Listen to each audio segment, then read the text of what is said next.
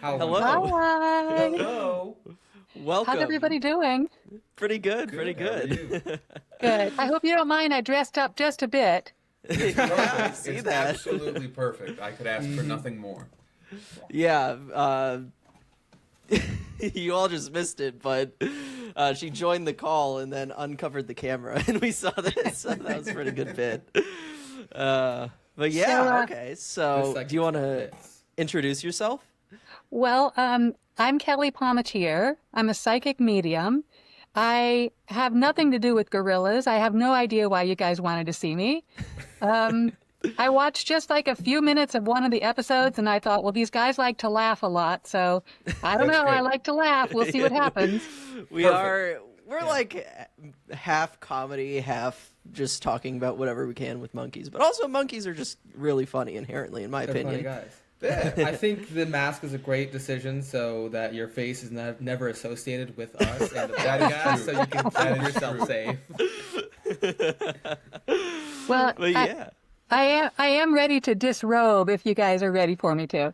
Yeah, sure. Yes, yes, whatever don't- you're cool Don't with, yeah. die in there. Don't suffocate to death in that mask. Yeah, that might be. I'm sure those are never fun. Yeah. All right. Well, yeah. Welcome to the show. Welcome This will to the be show. episode It's a little 90, hot I in there. suppose. I'm Yeah. sure it is. Yeah. All All right. Well, right. yeah. Cheers. So, just to introduce our whole deal. I mean, I'm sure we sort of went over this already. We're just we're a gorilla primate podcast. We talk a lot about chimpanzees more than anything, really. I feel like we've talked about a couple of famous apes throughout history, and I sort of. Greg and Chandran told me that, like, yeah, obviously that wouldn't work, but I asked you if it would be possible to contact Coco the gorilla, but I've been told that this is something you can't just, like, call up Coco the gorilla at will. can't You just need to have, pick like, a and choose. connection there. Right. She's So, living I mean, her- I'll not tell you a living, little but- bit about how that works since you asked. Yeah. So, as a psychic medium, I channel energy, I channel spirit, and there have been lots of times when I have channeled animals. So, channeling animals is not a problem. Also, there have been times when I have channeled famous people. So, that's not a problem either. The only thing that makes it a challenge is that you are not personally acquainted with Coco. And so Yeah. just kind of randomly putting the vibes out there like, hey, I want to talk to this random famous person. No, I don't know them. I mean, they don't know me. The chances Yeah, of that there'd be being no reason successful for are kind of Coco slim. to respond. I And the see. other thing is like, let's say I could actually get a connection with Coco, then how would we know that it was real? You know, Yeah. because the things that I would bring up, you don't know enough about Coco's life Right. that's yeah. not public, you know? So even if you knew a bunch of details and I said, oh yeah, Coco, you know, really loved kittens, Mhm. Yeah. You Her know. Birkin bag. then and that- her Birkin bag. that it still wouldn't be evidential because Right. No, theoretically that I makes could have sense, yeah. researched all that same information. Yeah, that does make sense, actually. Yeah.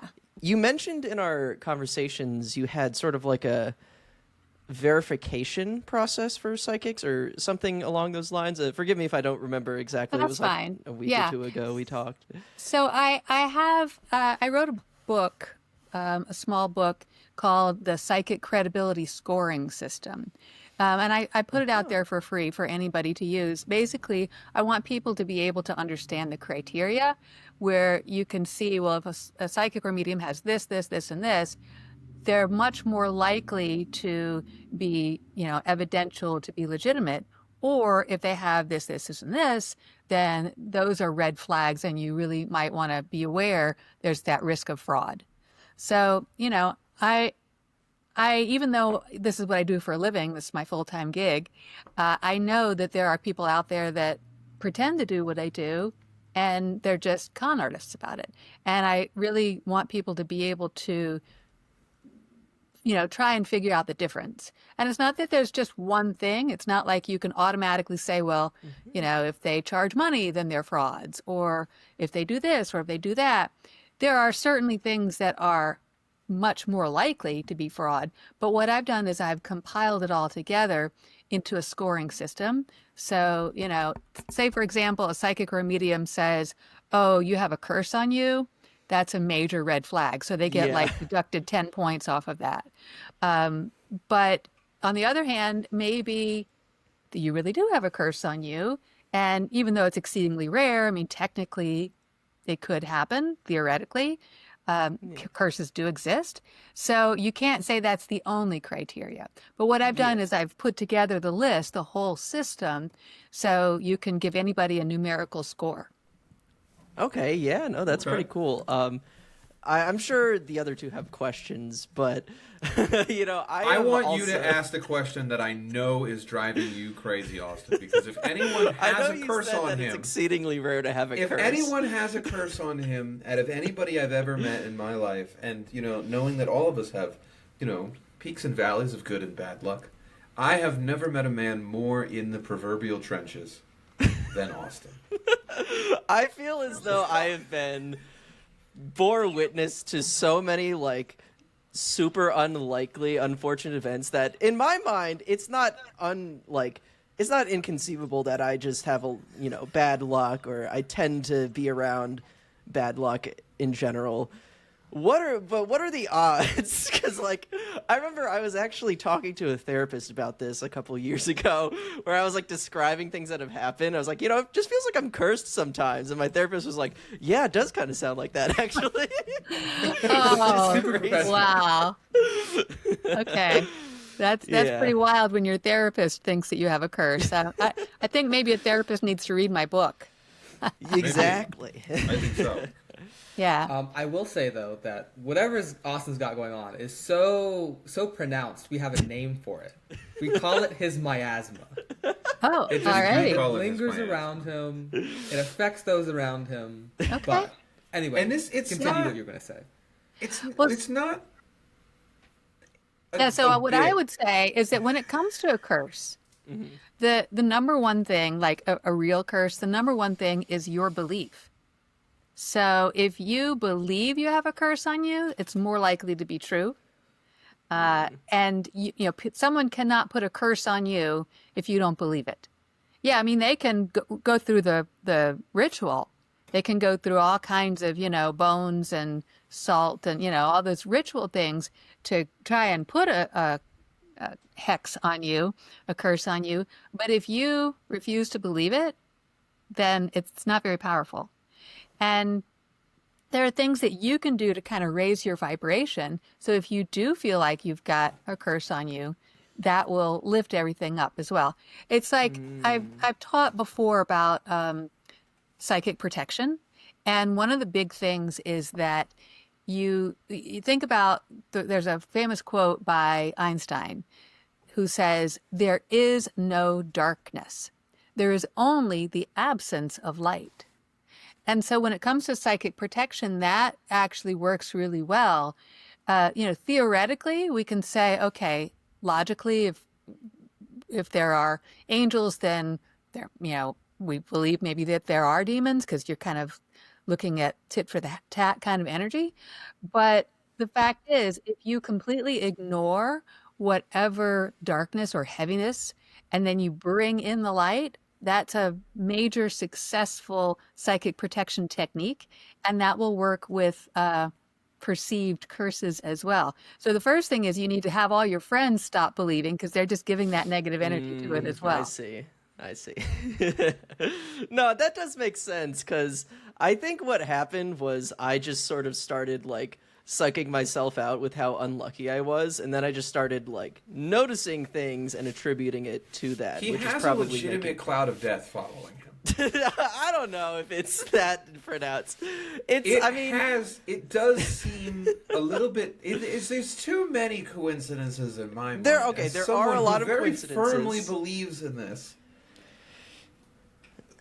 If there's anybody dying around technology you, man. that is powering this curse, it is Greg's. If there's anybody who could Maybe get it's Greg's fault. as If deep there's anyone into the as- trenches of just cyclical bad vibes thinking, it is Yeah. Greg. Yeah. That is true. Yeah, That maybe Well, I have you should considered say- that it's your fault, Greg? I do have the second worst luck of anyone we know.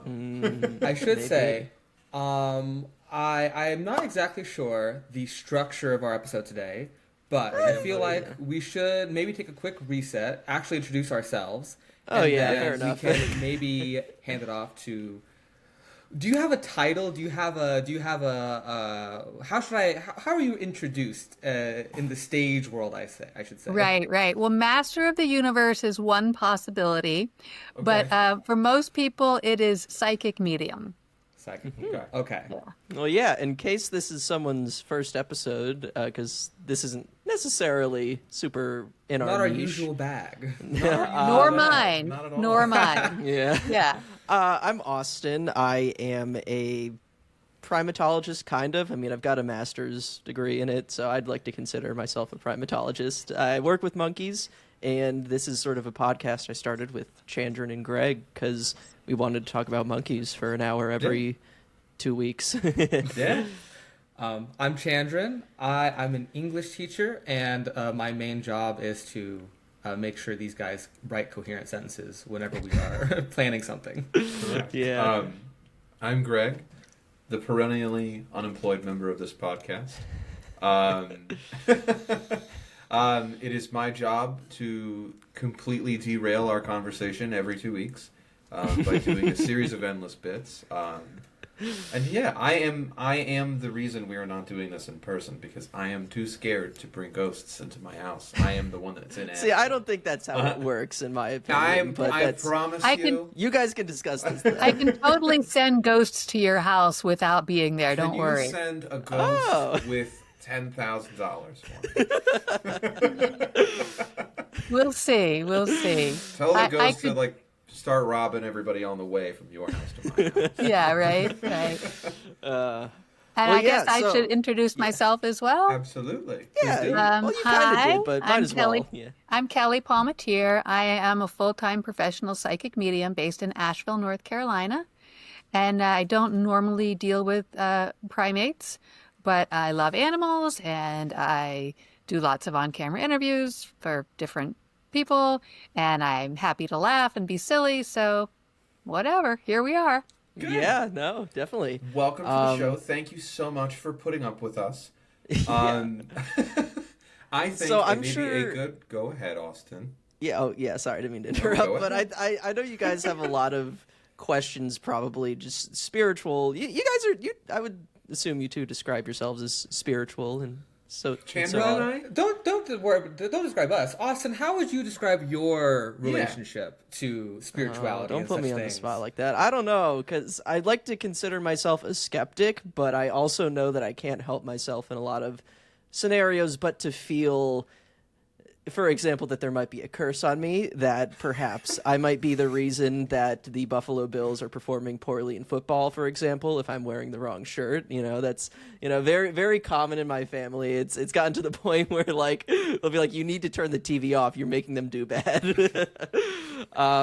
So I'm definitely like, I do believe in the power that like human mindset has on not just our perception of reality, but on sort of like outcomes in a broad sense. But I don't know. I try to remain skeptical just because because I've been trained as a scientist, I guess, with my master's degree. I try to like only speak of things that I can prove with, like within certain criteria. And I know science is just one lens through which to view the world, but it's sort of, I would say it's my chosen lens that I try to use for at least this podcast. Okay. Cool. I think science is a really great lens. Yeah. I wish more people would pay attention to it, actually. Yeah. It's not the be all end all, but it's very good, and I'm a big fan of, the whole scientific method and all that. As a psychic medium, I find that I need to point out sometimes the difference between like just a typical psychic or medium versus an evidential psychic or medium.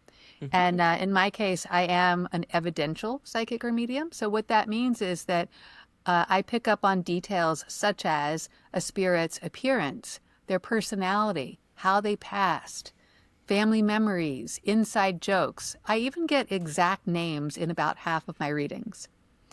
And so, I consider that to be evidential because I'm bringing through these details that indicate that I really am speaking with the person's loved one in spirit. But, we have to recognize scientifically, because with the scientific method, it has to be repeatable. And just like with psychology, a lot of experiments in psychology are not repeatable because once somebody knows of a psychological tendency, then they tend to not fall into that category of behavior. With psychic energy ebbs and flows.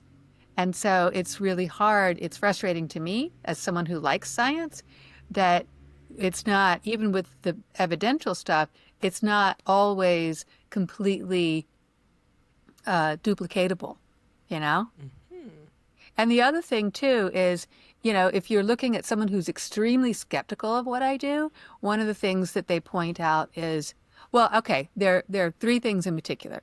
So we've got hot reading, we've got cold reading, and then we've got law of averages. That there's a specific term for that I can't think of. But anyhow, hot reading, that is when a fraudulent psychic or medium actually researches you ahead of time. And that, of course, is completely unethical. And, for them to say things like, oh, I pick up on, your grandmother Rose. Well, you just did a Facebook post about missing your grandmother Rose, So stuff like that, where somebody's researching you ahead of time, that is called hot reading, and that's completely unethical. I never look up people ahead of time before their readings. And the one thing that you can do, if you're worried about that, then you can make sure that you choose a provider that will allow you to book an appointment through a friend. So maybe it's the friend that books the appointment in their name, so that the psychic reader or medium never knows who they're actually reading until they sit down together. So that will keep you from dealing with someone who does only hot readings. The next thing is cold reading. So cold reading is where a reader will get clues based on your appearance or the things that you say. And so, like, for example, I might look at you, Austin, and I'm like, okay, you've got blonde hair, but am I seeing roots here? So that's not his natural color. So he's somebody that is kind of adventurous and but gets caught up in life and doesn't always follow through with things like, changing the hair color back or getting roots, right? So that's really You're really vague nailing him right now. stuff, But but it's cold reading, right? Yeah. And so for somebody that is, really wanting to make sure that a reader can't do cold reading on them, then what they can do is they can choose a reader that will allow phone readings, so I can't hear you, or excuse me, so I can't see you. And that's one of the things there to be aware of. And in my case, I think pretty much for anybody, anywhere, whether you're a reader or just an average layperson, I think making certain inferences from someone's appearance, I think that's a normal, natural thing to do. So I can't say that I never, ever do cold reading, but I definitely point out if there's something that's very obvious. Like, for example, if I'm doing a reading for someone and I'm picking up on the energy of a spouse, then I can say to my client, well, I see that you're wearing a ring, but a wedding ring, but that doesn't necessarily mean anything, but I'm picking up on the energy of a spouse, and so that's something, or vice versa. I'm picking up on the energy of a spouse. I see that you're not wearing a ring, but it feels like, this. And so a lot of times I'll just point out if there's something that theoretically has got the potential for cold reading, but I'm very strict about that. It's funny because I kind of interrupt my readings to point out things like, this isn't evidential because you mentioned Rose before we met, before blah, blah, blah, But then the last thing that I want to mention is that some skeptics will talk about, there's some law, and I forget the exact term, I wish I could remember it, but it's not law of averages, but it's basically that type of concept where if you throw enough crazy circumstance out there, you're going to eventually get a hit. It's like, for example, when you have a plane crashes and somebody says, "Oh my God, I was supposed to be on that plane, but I got stuck in traffic. And so, that must have been my angels protecting me because, I would have died." Well, that very well could be true. I mean, I believe in angels, I believe in intervention, so it very well could be true. But a strong skeptic would say, look at how many flights there are. Look at how many people miss their flights. Look at how many people get stuck in traffic. And you put all these together, and just because of the sheer numbers, you're going to get some hits like that. And so, like in my case, when I'm getting things like a spirit's appearance, their personality, how they pass, family memories, inside jokes, and exact names, I think, well, I'm just really lucky. Yeah. So, over it, you can do readings like over a distance, like over the phone, so you don't have to be in the same room. Yeah. Okay. Yeah, I have clients all over the world, actually. Okay. Nice. All right, I'm going to hold on all my questions because I think I would keep you busy for quite a long time asking you questions. Yeah, okay.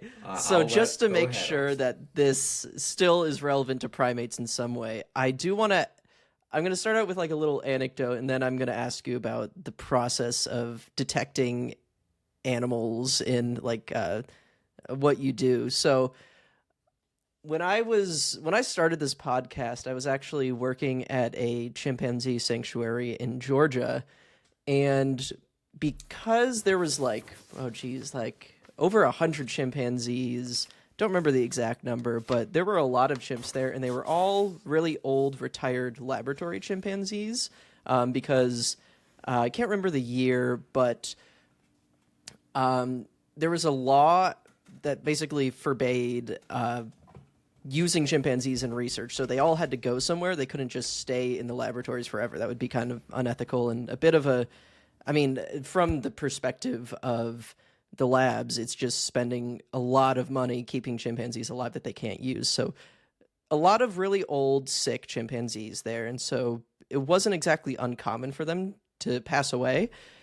And when I was there, my coworkers would basically have like sort of ghost stories about the chimpanzees. And I think something interesting happened, which could have been anything, but something that made them think that it was further evidence of ghost chimpanzees is I was doing a project where I was recording with a microphone the chimpanzees' vocalizations, and I left it in one habitat overnight. And what it recorded was sort of like all the chimps were asleep, and then there was sort of like a knocking noise on the glass, and a bunch of chimps just shot up and started screaming and freaking out. And I I believe like we played this audio. we did play this Yeah, I audio think we before. did. I think on we an old did. episode.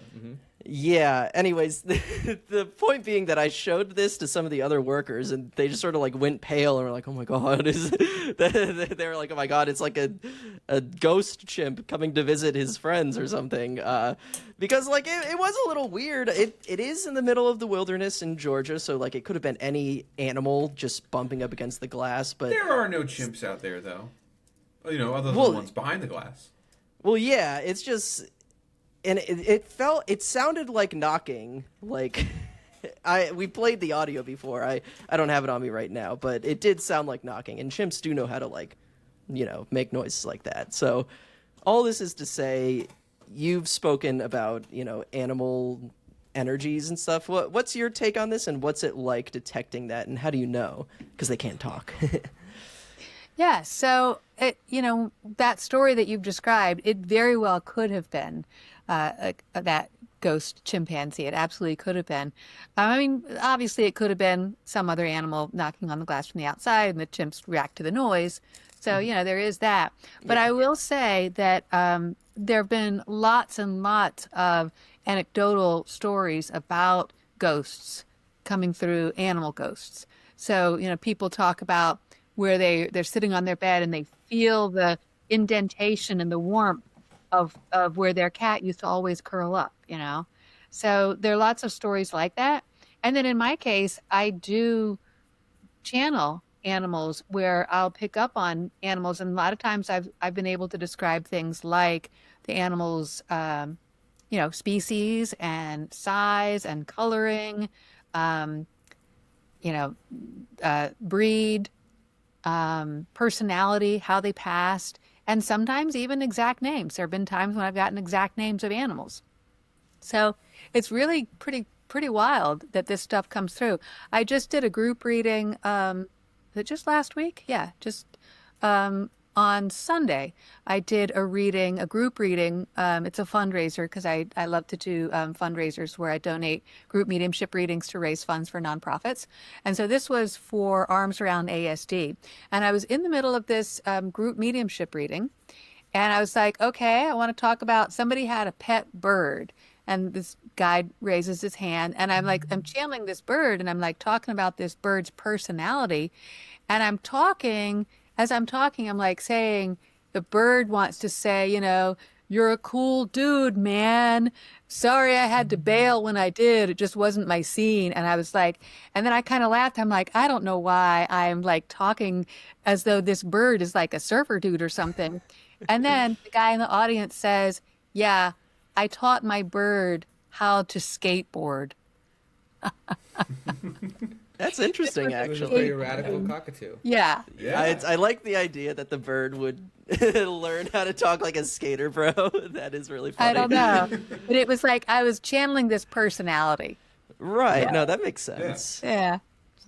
So I'm gonna let Greg, unless Chandran My has God, something I don't specific know to if you say. want to just let me run wild with it, but I will. I feel like Greg, you certainly have a lot of things to say on this topic, at least regarding Yeah, you know your what? experiences with I'll go. animals. So I think you'll have a fun conversation. Well, you want me to start with animals, or do you want me to just go right in with my home run hit? Well, you gotta save My that. one-liner. You gotta save Do I that save, one. Yeah. I saved that one. I I don't know how to. finale? maybe talk about Ozzy. I don't know. I don't know how to save that one. I'm not going to save it. I'm just going to say it now. So I see Okay. dead people sometimes, with some frequency, I would say. And it's it's not limited to people. I have on many occasions seen my dead cat, and I have had experiences with dogs that have passed away in my family from when I was a child. It seems to be something that runs in my family. On my father's side, his grandmother was like a relatively notorious seer in New York City in like the 1930s. And on my mom's side, my mom sees dead people all the time, and her mother all the time, and her mother, as far as we know, like was seeing them a lot. And so it seems to be this thing that I have. Now for me, they're very much, they don't move. I don't know if that makes sense. Like they're still images, but in my real world, is kind of Okay. what I see. Sometimes You, they are. in other words, you see them with your physical eyes. Yes, I see them. I can physically see them. Yeah. Sometimes they are well lit, like a regular person would be in the room. Sometimes they are kind of uncannily lit, like they're lit from a third direction. And sometimes they are terrifying. They are all black, or they are very, very dark. I can generally feel the vibe, I guess. I can kind of tell if it's like if I'm just seeing something, or if it's got like an emotion to it. Sometimes it's got Yeah. emotion to it. Yeah. It has been people that I do, like, I can tell, like, I'm seeing somebody I know, or somebody I don't know, and if I describe that person, they'll be like, oh, this is somebody I know. Uh-huh. Yeah. I don't know how to make it happen or not happen, though. And maybe that's where I can ask you. I've asked other mediums before, but I just kind of like to get as many takes as I can on this. Yeah. So sometimes I want to see it. I want to, like, because for me it's proof. For me it's proof. I'm very, I don't know. I consider myself quite spiritual. I was raised Catholic, so there's a lot of stuff going on over there. Yeah. But like for me, it's like it's evidentiary. For me, I'm seeing with my own eyes. I know I'm not crazy, and I'd like to be able in some way to like open myself up to it. I don't want to force anything to happen, but like I want to be able to know that I am able to like control it in some way. Yeah. Yeah. There are definitely ways that you can open up to it more. And then there are ways that you can shut down to it more. But you can't make spirits come through because that's up to spirit. It's like even for me, when I'm sitting down with a client, they've paid me, some money to sit down with them and do this. I never know. It's kind of crazy because I'm such a perfectionist. I want to do everything just right and be very professional, but I've chosen a career that I simply can't control to that degree. And so what I can do is I can issue the invitation, but it's up to spirit to decide to come through. And so in your case, it would be the same thing. You can set up parameters, and actually in your case, I strongly recommend that you do at least a little bit of study on some of the basics, the foundations. You want to be strong with grounding and clearing, cleansing, and psychic protection. Because when you're open like that, all sorts of energy and entities can come to you, and it's important to be able to say, not right now, or okay, I'm open. Yeah, I have had some things pulled off of me, I guess, in the past. Like I have had another medium kind of help me clear out things that may have been following me, have been kind of attached to me for quite a long time. And I did notice a real change, it really was a real feeling I got from that. And yeah. I will say since then, I've seen less. I still see things, but I see them less, and so part of me thinks maybe some of the things I was seeing were things that were they were following me around. It's not necessarily the location I'm in. Well, and that happens. Yeah. That happens when an entity realizes, oh, this one can see me. Then they're much more interested in you. And so that's why I talk about anybody that is pursuing development in this direction, or like in your case, you're already there to some degree. I recommend that you become really strong with your grounding and your clearing and your cleansing and your psychic protection, because you want to be able to kind of shut that off. Maybe you're not shutting down your abilities so much, but you're saying, I'm not open right now to that. Okay. That makes I actually do, not to turn this into a sales pitch, but please psychic development. I live nearby. Nice. Actually. But like I said, I've got clients all over the world, so you don't even have to live nearby. But I do psychic development mentorship. That's one of the main services that I offer. So if you go to my website, channelingwhitelight.com, then psychic development mentorship is one of the services that I offer there. Okay, awesome. Huh. Yeah. Pretty neat. Yeah. All right. Chandran, do you have any? Or wait, sorry. Yeah. Okay. I don't have too many questions. I guess I do want to ask you about something you mentioned earlier about intervention for the psychically novice folks in the audience, or people who just aren't super familiar. What is intervention? How do you play a role in that, basically? And what is intervention? Well, so intervention isn't really something that I consider to be one of my main services. So tell me a little bit more like what you mean by that. Oh, you described earlier about, angels guardian angels and doing intervention. I just want you to talk a little bit more about that and what did you mean by that? What are you talking about? How do you play into that at all if you do? Okay. All right. Yeah. So, basically we acknowledge that some of us believe that there are spirits in the afterlife, and that those spirits are pure energy, and that they have the ability to give a little energetic nudge here or there to something that's going on in the physical world. And so that's what I mean by that. We talk about guardian angels watching over somebody, and there are lots of anecdotal stories of very strong experiences with guardian angels and things like that. But I wouldn't necessarily say that I play a real role in that. What I do is, as communicating with spirits who are on the other side, there have been times where I've said, "Oh, I'm channeling your grandmother. She's telling me that you were in this horrible accident that could have been, really, very traumatic and tragic, and yet you barely got a scratch." And my client's like, yeah, I was sitting in my car and I was having a cup of tea or coffee, drinking from my cup, and the guy got rear-ended, and it could have been so bad, but all I got was a little chipped tooth, or like so I like get confirmation of stories like that coming through from spirit, where spirit talks about kind of being able to give an energetic nudge here or there. But I'm not actually a facilitator of that. I don't have that kind of power at the I see. moment. Well, I mean, I guess not to get like, I don't want to do like a whole taxonomical breakdown of the, energy worker industry, but you say that you're a psychic medium. So I Yes. assume, and a psychic medium is somebody who does that communication, does that kind of liaison work between, this plane and some other spiritual plane. What are you say that some people do that work? What are they called, and like what other types of work are there in the industry, in the field? Yeah. We, every provider is a little bit different. Even people who call themselves psychic mediums, I always acknowledge that every psychic, every medium is a little bit different. We're different in the services that we offer, the procedures that we use, just the ways we connect to the energy can vary from person to person as well.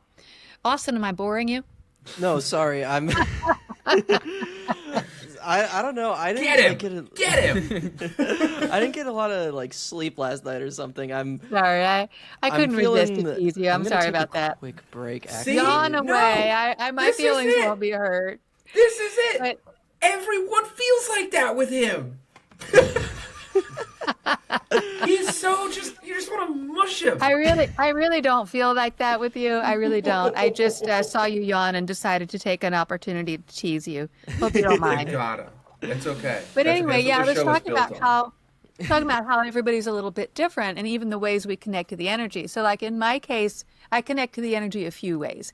I am an empath, so I feel the emotions of others.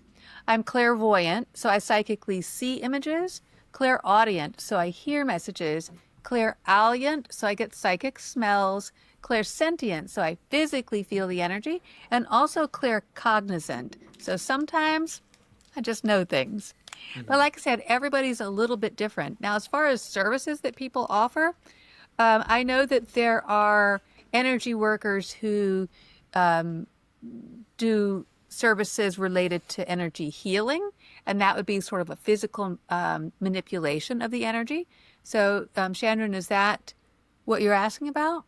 Yeah. I am familiar with energy healing and stuff. And I also not to dominate all these questions here. Here's my last follow up. You have better questions than I do. So it's When okay. you also mentioned that you hope to get to that place one day where you could do more than just identify when intervention has happened, but also I don't know if you said you hope, but that's something that you say is like maybe within the realm of you and your abilities if you were to master more abilities or learn more or grow your spiritual self. Is that a goal that you have? Is that something that is it just something that might be a byproduct of your journey? I don't want to put too many more words in your mouth, but Yeah. Yeah, so when I said that before, I was really sort of teasing. I've been thinking about, while I'm in this physical body, living in the density of the physical world, I have the limitations of the physical world to some extent. But, when it's my time to cross over, hopefully years from now, then I'll be free of the physical restraints and I'll be able to have my energy move more freely. And so that's kind of what I was teasing about. Gotcha. Yeah. But I will acknowledge that, as far as my personal aspirations, like I do physically feel the energy, and I have had times where I've been able to physically send energy here or there. So that's been kind of interesting. But my personal goal is while I'm living on the physical plane, I want to make a positive difference in the world. And that's the whole reason I became a medium. I literally got a direct message from spirit. I was asking for guidance. How can I make a difference? And I got told to become a medium to channel for loved ones who've crossed over. And so I've been doing that ever since. I actually named my company name Channeling White Light because I'm channeling white light towards a better world.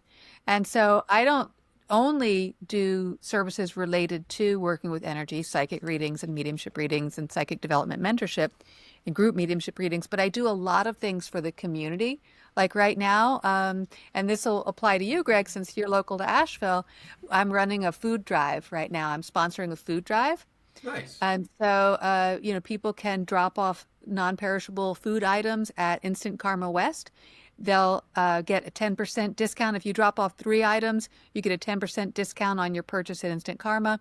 If you drop off 10 items, you get a 20% coupon for a reading with me. So, things like that.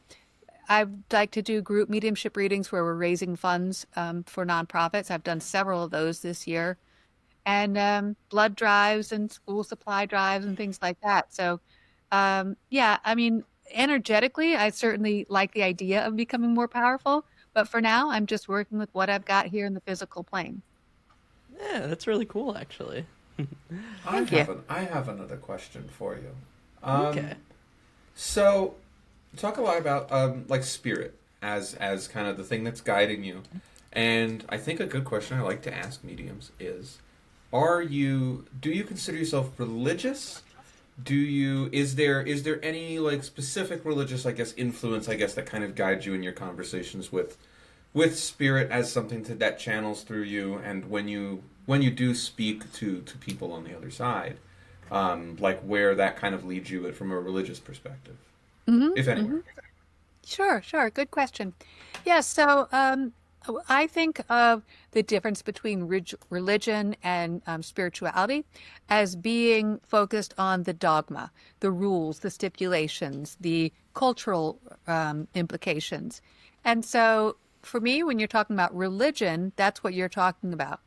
Spirituality is taking the elements of, whether it's God or energy, and considering it and appreciating it in a way that doesn't focus so much on the perceived rules and regulations and social and cultural norms related to religious dogma. In my case, I would definitely call myself spiritual.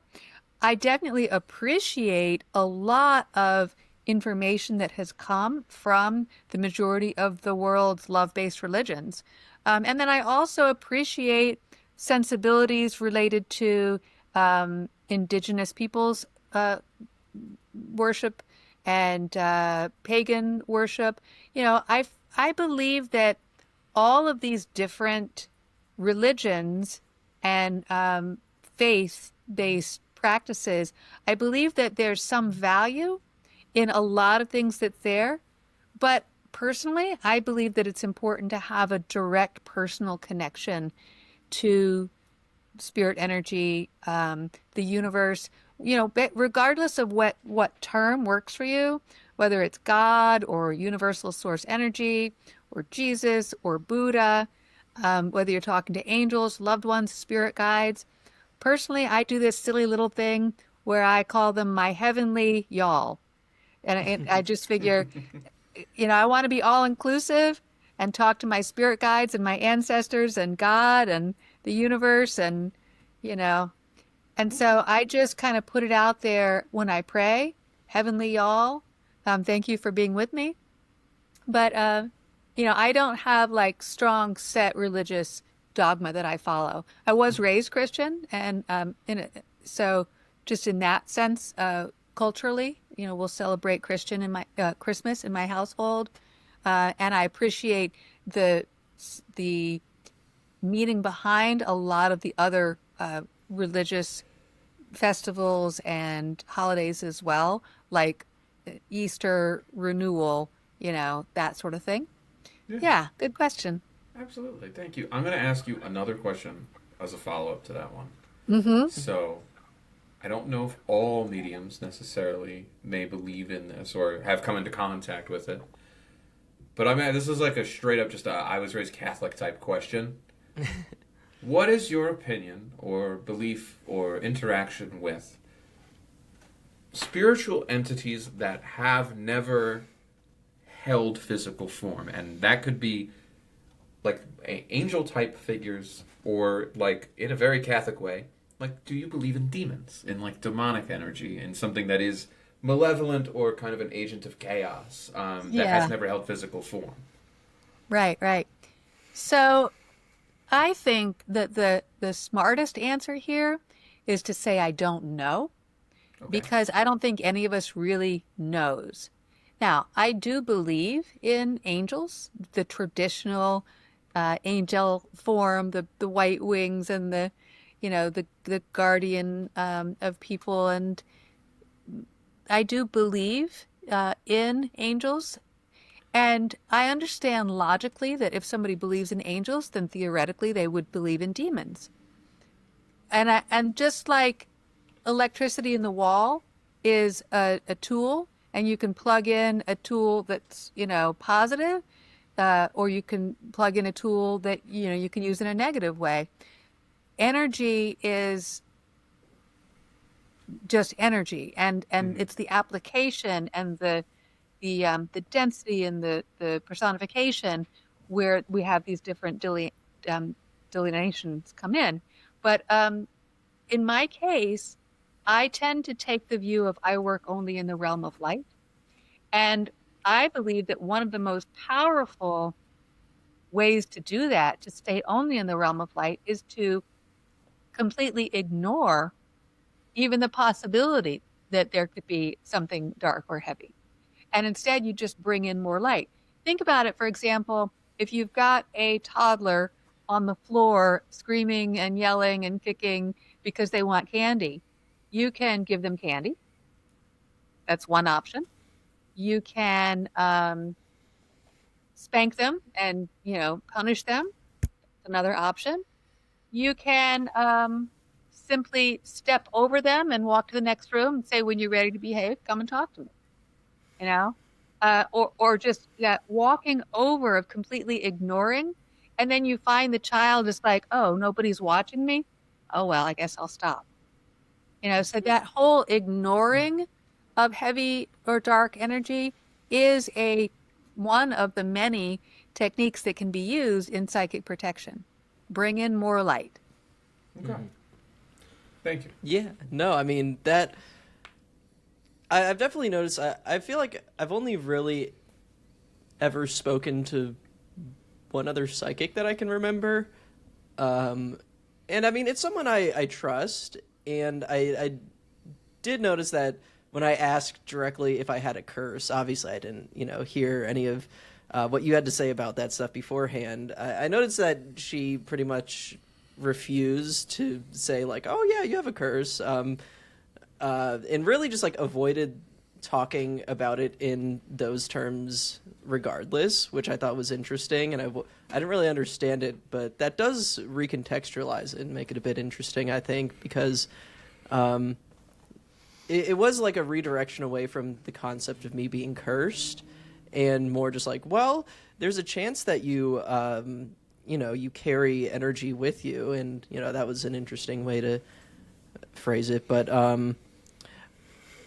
in line with that, I'm not sure. So I feel like I've also learned a lot about, like, hot and cold readings, what you said earlier. And I think that's really interesting. And, thinking about, what we said throughout the episode, I feel like we've definitely given you voluntarily a lot of information that could easily be used for, like, a hot reading. Like, oh, yeah. Like, you could just, like, use something. You've given up the most information about yourself.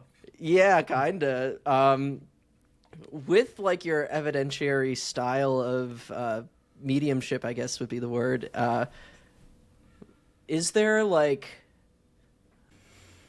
I don't know, is there any sort of, like, reading you can do, like, on short notice like that? Or is that more of, like, I'm not sure how to ask this question. Yeah. You're asking me if I can do an impromptu reading on camera, right? Yeah, I don't know. If you think there's, like, something you can...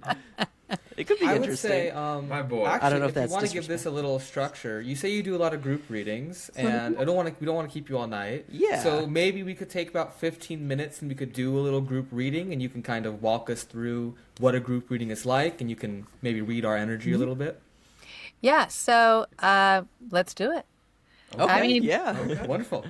We'll just see. I mean, you never know when you open this up and so it could be that we've got 15 minutes of, wow, that was a real yawn. But on the other hand, it might be really spectacular. You never know. Yeah. So yeah, let's We're just pretty open this. spectacular fellas, I think. We got a real special thing going on. But Yeah. can I match you is the question, Yeah. Can I put my gorilla mask back on, Well, please, we'll make you do that. Yeah. It seems like it would be hard. All right. So just what I'm going to say is that when I'm going to open up to spirit, and then I'll start talking about what I'm getting. And all I ask is that if I say something that makes sense to you, please say, yes, I understand. That makes sense because blah, blah, blah. Don't give me too much information. Please don't tell me anybody's exact names until or unless I ask for it. And then if I say something that doesn't make sense, we'll just leave it. Perhaps it'll make sense later. If not, no big deal. The very best psychics and mediums typically are only about 80 to 90% accurate. So we'll just see what comes through, and hopefully it's something good, all right? Okay. Yeah. Wonderful. All right, please bear with me one moment while I open up the session.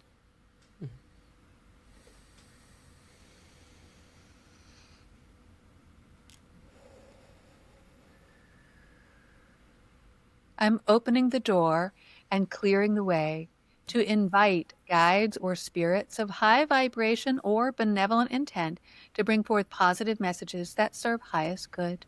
Thank you.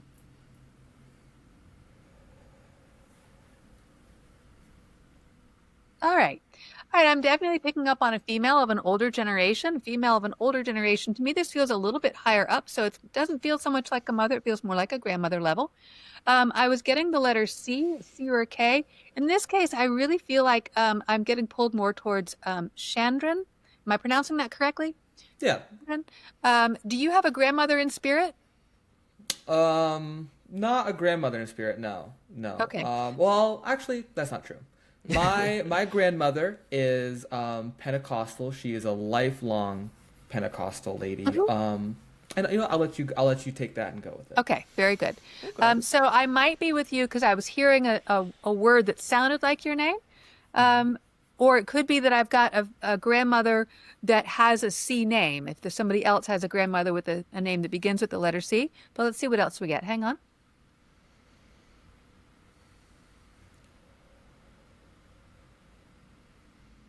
All right. I'm getting some other symbols now. I'm not necessarily sure that this is for the grandmother, but I'm getting my symbol for a passing that's more sudden. Somebody passed suddenly. I'm feeling something in the head at the moment as well. So somebody had an issue with the head or a head injury, something like that, and they passed very suddenly. Does anybody recognize this? Again, this doesn't necessarily feel like it's the grandmother. This feels like it might be somebody else. All right, we'll keep going. Not sure. Yeah, I mean, I won't make any presumptions, but okay. Okay. All right, let's take this one at a time. I'm definitely getting my symbol for a passing that is more sudden. So does somebody have someone, and you don't have to tell me any details, but just yes or no, do you have someone that you know who passed suddenly? Yeah. Austin, you have someone who Austin, passed you suddenly that you know? Greg, someone passed suddenly for you? No. Okay, thank you. And now I'm getting something in the head, so I feel like I want to talk about somebody dealt with a headache, something going on with the brain, or head injury. I'm getting my symbol now for something that's an accident, accidental, unintended, poor choice, or a medical mistake. Did somebody pass suddenly in an accident?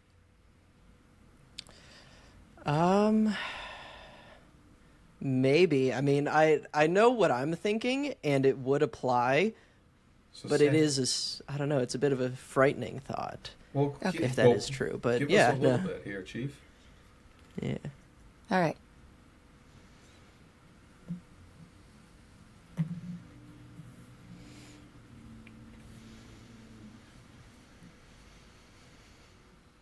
All right.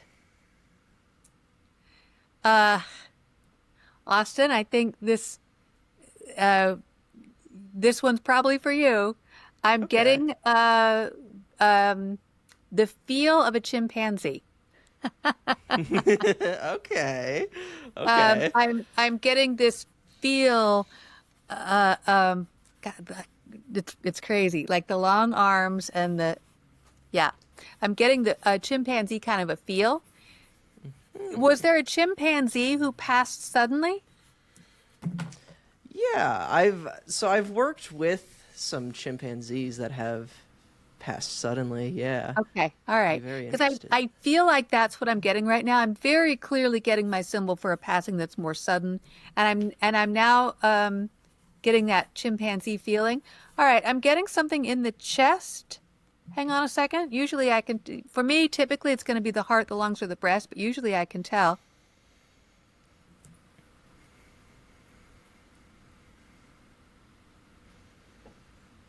All right. Right now it's just chest. I'm getting chest in general, but I feel like I'm still chimpanzee. Hang on.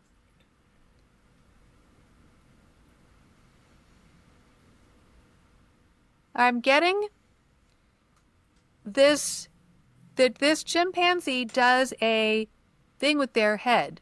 It's like they turn their head in a fast, like what? Kind of a way.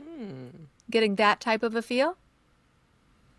I'm trying to think because it's been a while since I've worked with chimpanzees, but I'm certainly I've got like a theory in my mind, or at least a couple of, because this could ring a couple bells, especially if, are you positive on it being a chimpanzee specifically, at least? Because I do have a couple ideas, because I've worked with a lot of different primates. I don't know. Okay. Well, I'll just leave it at primate because I'm no primatologist. Was that the word? Yeah, I think so. But I'm definitely getting the long arm feel. All right, hang on. This primate that I'm getting has a sense of humor, like teases others. He teases others. Do you recognize this? Yeah, it's hard to say because I feel like a lot of monkeys are mischievous, but Okay. yeah, I could definitely see Okay. that. I'm getting something here. There's in my finger. So I feel like they may have had an injury or there's something unique about the finger. See, I'm trying to recall myself because it is pretty common that chimps will injure their fingers, especially in fights, because when chimpanzees fight, they go for like stuff like that. Like, this is probably revealing a bit too much, but yeah, I do remember a chimp that I don't know is still alive or not, so it could be irrelevant. But actually had like a piece of toe bitten off, which was pretty grisly, but that's just what I'm thinking of when I hear that. Wow. Well, I feel like that's pretty specific, but I didn't know that was a common thing for Yeah, primates. So, it depends, obviously. It really depends, but yeah, no, it's. okay. And I'm thinking of like another instance. This is probably like totally unrelated, but I used to volunteer at a zoo that had like a sort of a medical case study on a chimpanzee who had these really abnormal X-rays, and it was in its. It might have even been that finger or middle finger, but it was because of a cut that got infected, and yeah, no, it was. So yeah, okay. All right. All right. All right. I'm getting the letter K. The letter K. It could be a C, but I feel like it's a K. Now, the thing is, I know earlier you talked about wanting to connect with a gorilla named Coco. That would be yeah. And the thing is, like Wait a minute. Sorry, continue. So I'm a little hesitant. I kind of held off on saying the K. I kept getting it over and over, and I held off on it because I'm thinking, oh no, we can't really be channeling Coco. But anyway, is there anybody else that the letter K really makes sense for? I do, but I don't want to like say it because I want to see where else this goes. 'Cause it does. Give me something, Austin. I don't even know what. Well, you're no, talking about. I'll tell you afterward. But I give know us a fucking smidge, dude. it's very similar to a chimpanzee, and people mistake it for a chimpanzee quite frequently. Oh. Yes. Oh. Yeah. Okay. I know where he's going with this. Yeah, no, And because we I'm do have a vague I'm personal connecting several connection to dots here. Mm-hmm.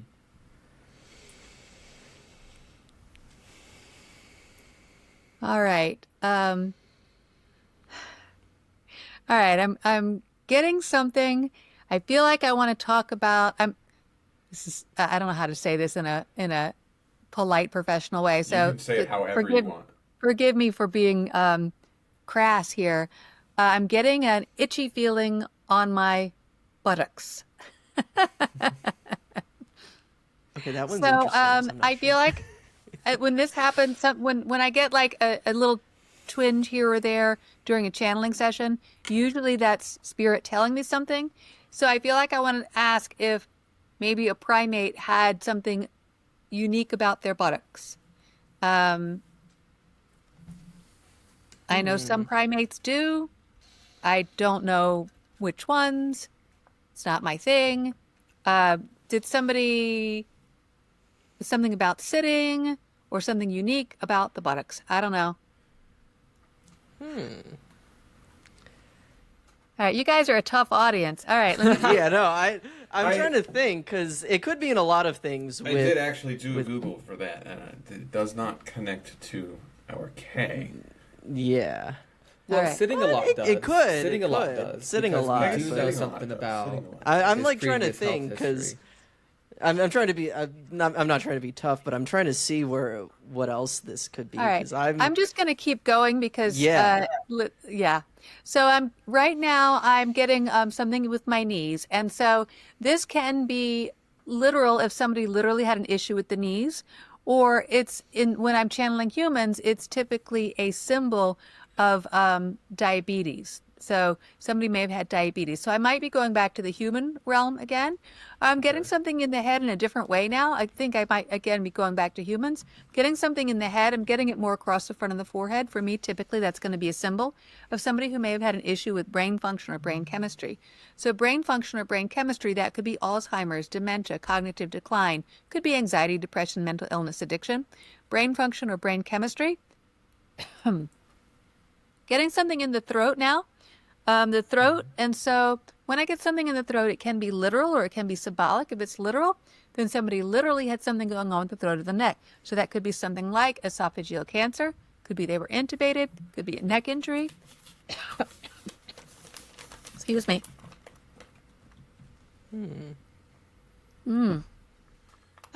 But it's also quite commonly my symbol for consumption. So I get that if somebody likes to have a good time. Alcohol, drugs, pills, something like that. Y'all speak up if you're recognizing something that I'm saying. Might I be. think one might of be. the ape we are thinking about does match quite a few of these things. He was a large guy. He got Getting real personal with big. this one, dog. He ate a lot. he was a big guy. He was a big guy. If we want to stay in the realm of symbology as well, he was one of the communicative ones, though one of those apes they experimented on to see how much they can talk. And I will say he did die of heart disease. He To did. go back to the Yeah. chest thing. Now He did. that we're all, maybe all on the same page, we can maybe tie some more threads together. Yeah, no, I see. What I was thinking was, it was a complete, sudden, and like very traumatic accident that wasn't involving me, but was supposed to. Like it happened while I was Uh-huh. like talking to was- someone. It was one of those airplane moments. We didn't get on the airplane kind of thing. It was like Yeah, just a little it was kinda coincidence. like that. A tragedy happened without us there. Yeah. Hmm. All right. Yeah. All right. So, so I just feel like they want to acknowledge. Yep. Hang on.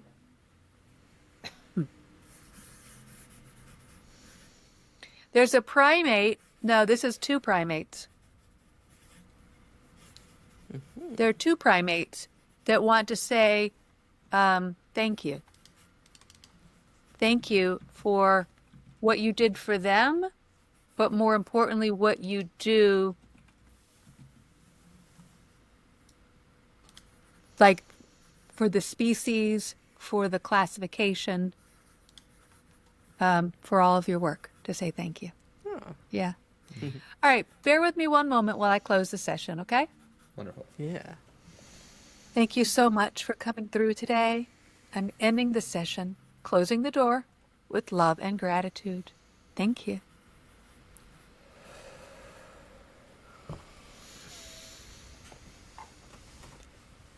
All right. All right. Yeah. Well, Austin, would you like to do our big reveal? Kind of talk about what you Yeah, were should thinking we- about should we through say- the day? Yeah, no. Please do. No, when you started saying like in the chest and I forgot what else made me think, like the Sudden sudden death medical in the accident, chest. the letter K. With the K. It was making me think of Not Coco.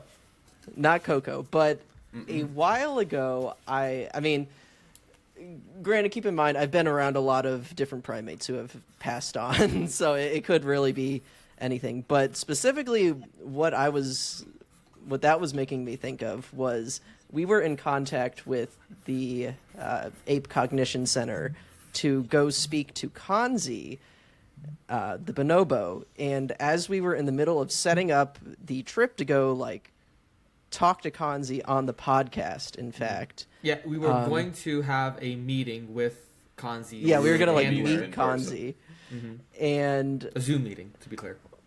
yeah, and no, we were going to go in person as well. we were going to actually. go there. No, but the day of the Zoom meeting, literally the hour of the Zoom meeting. Yeah, no, like, while we were... we were emailing back and forth with the lady, and she was like, hold on, there's a situation I need to address. Kanzi had literally, like, passed away of heart failure, like, during our conversation, and we were Yeah. like, there's no way. Well, vaguely... And that wasn't even the first time that my asthma struck for Austin. No, it That wasn't was like my the asthma, no, dozenth dude. time. No, but yeah, no, it happened that same day, like right when we were scheduled to actually sit down on a Zoom call with Kanzi. Wow. He passed away from heart failure. And he was like notably like a guy who loved snacking. He knew He was a the big sign guy. language. There's a lot of He argument did also around used how to do much. this throat thing. Yes.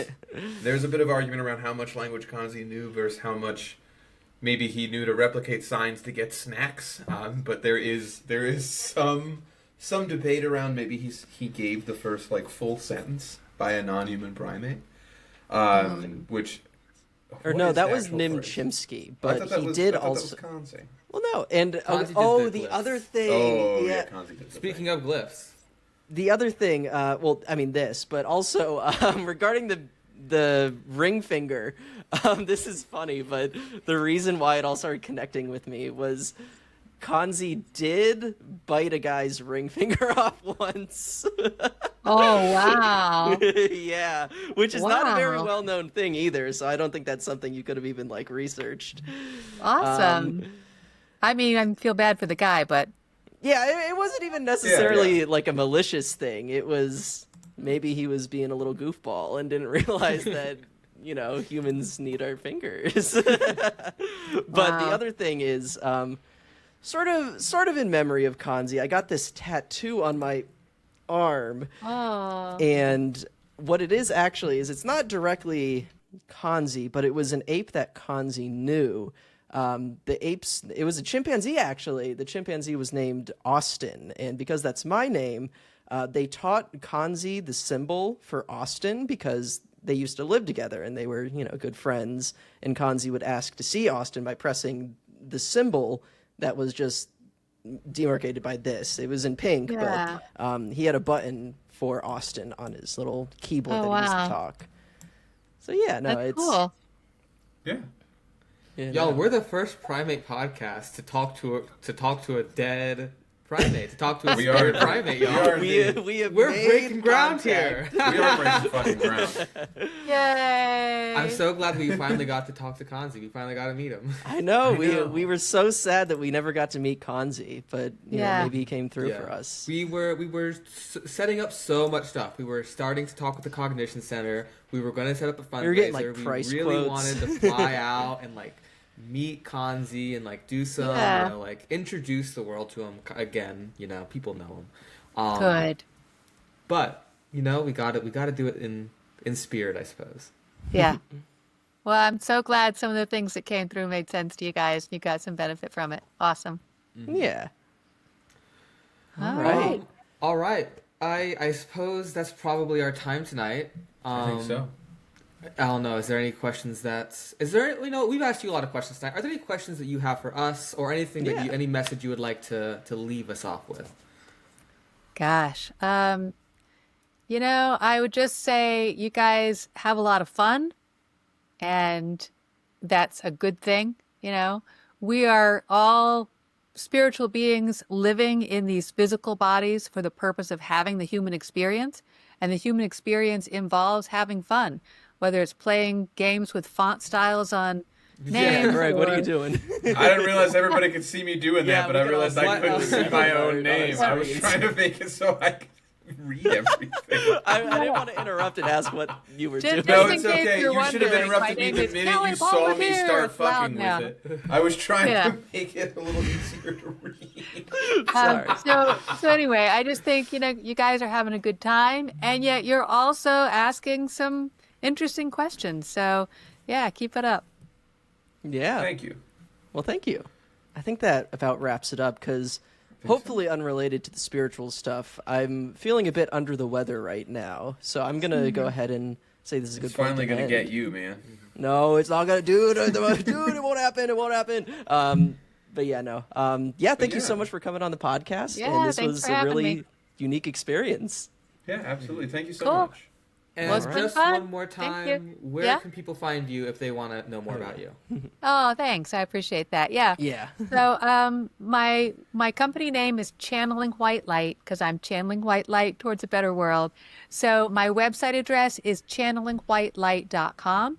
People can learn all about my services, my sliding scale rates, read my reviews, watch video excerpts of my actual readings, see my full availability and book appointments there, channelingwhitelight.com. Thanks. All right. Thank you. Awesome. All right. right. That about Alrighty, wraps it up. everybody. Bye-bye. Thanks. Goodbye. We'll see you Alrighty. next time. Good night. Take care.